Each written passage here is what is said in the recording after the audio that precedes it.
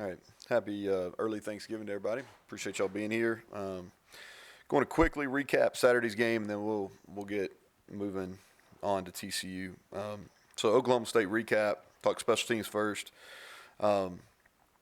Negative is we lost the field position battle. Haven't done that very often this year, but we lost the field position battle really because our kickoff return unit really struggled. We didn't do a very good job blocking them.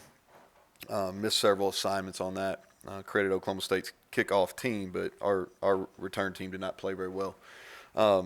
Missed the field goal, and then we had several missed tackles on punt and kickoff.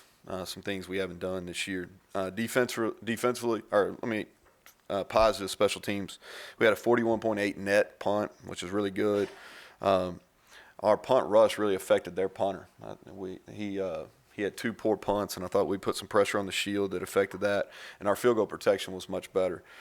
Defensively, overall, a really good performance. The few negatives, we had 0 takeaways. It felt like for us to win the game, we needed to get some takeaways. We had several missed tackles, and that's going to happen when you play a player of Chuba Hubbard's caliber. And really, we got fatigued in the fourth quarter. And some of that is because we don't have a whole lot of depth, defensive line and in the secondary, and those guys are, it's kind of a culmination, in the week 11 playing a lot of snaps. But we definitely got fatigued in the fourth quarter. The positives defensively, 2.4 yards per carry, 89 total rushing yards. They were the 8th leading rushing team in the country coming into the game. They only had 285 total yards of offense. They were in the top 10 in total offense coming into the game, and we limited the explosive plays. We actually won the explosive play battle, and they were leading the entire country in explosive plays. Offensively, the biggest negative, we just didn't maximize our red zone opportunities, and that at the end of the day, that was the story of the game. Continue to struggle in the run game. That is what it is at this point. We had 3 critical drops. 2 of them on third down, and another one that would have been an explosive play for us. Positives, we outgained them.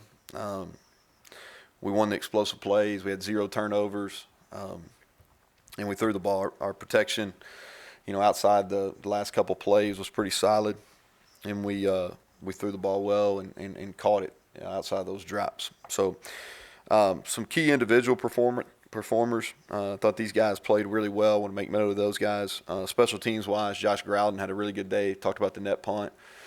He kept the ball away from Stoner a couple times.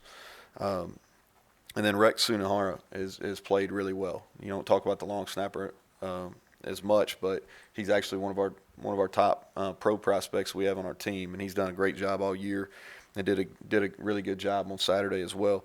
Defensively, some guys I want to talk about. Jeffrey Pooler, now for 3 weeks in a row, has played at a high level.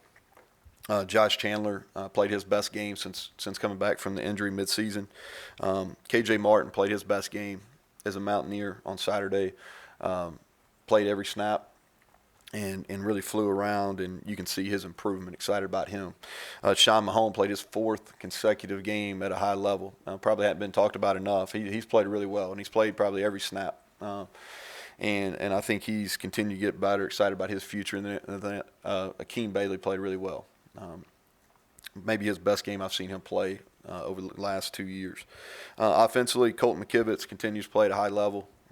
Really set a standard that'll live on after he's gone. Mike Brown, back-to-back weeks playing well. And then Letty Brown played well. I think that during the entire game, the first guy that hit him didn't tackle him. We've been talking about breaking tackles.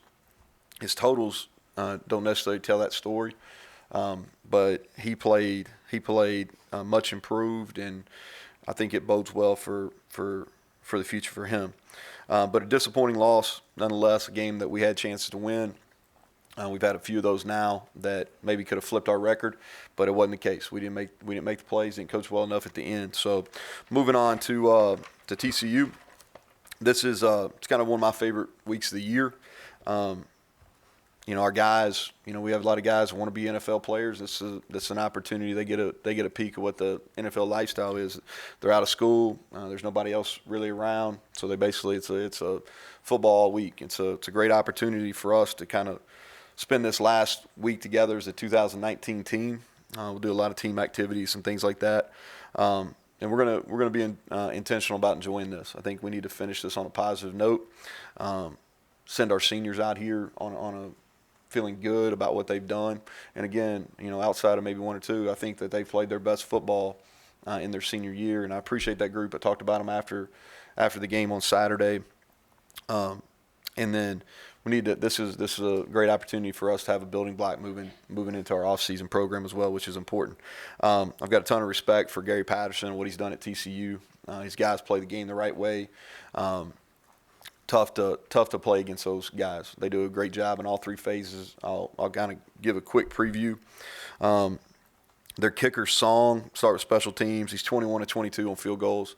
Been the most consistent kicker in our league the last 2 years.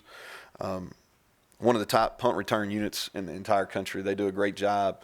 I think Chad Glasgow leads that unit, and him and Coach Patterson, they've done a really good job year in, year out on the punt return. They've got maybe the most explosive punt returner in the entire country in the Rager kid. He's averaging 18.1 yards per attempt. That's pretty good.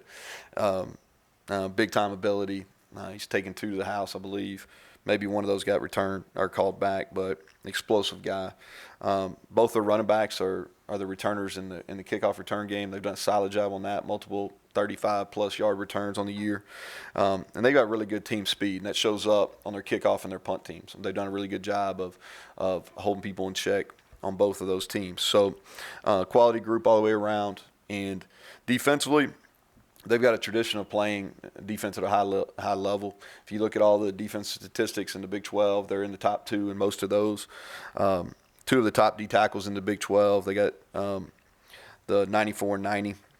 They're unique in that, similar to us in the way they move their defensive line, but they get pressure from their D tackles similar to us. And those guys are 2 of the top in the league. They're difficult to block both in the run and the pass game. Linebacker, Wallow, he's their leading tackle. He's second in the Big 12. He's always around the ball. You can tell he's a really intelligent player. And then they got experience in the secondary. 4 out of their 5 starters are seniors. The Gladney kid's been playing for a long time. He's got great cover skills. The free safety, who's not a senior, I think he's a sophomore, Mooring, is all over the field. I'm really impressed with him. I think he's super talented. Offensively, they've ran the ball extremely well this season. Talked about the running backs on the kickoff return, their quality. They've kind of got a thunder and lightning combo. It's a good mix. It's worked well for them. I think they've had one of the top offensive lines in our conference. Start 4 seniors up front, and they played a lot of football there. A couple NFL prospects for sure. And their tight ends, they're starting to get their tight ends more involved as they go through the season. They've got 2 big, long targets. And then talked about Rager. I think he's got elite speed, elite ability. We're going to have to know where he's at. They do a good job of moving him around. So with that being said, great challenge for us this week. Going there, playing on Friday, and look forward to finishing the year on a strong note. So with that, I'll take questions.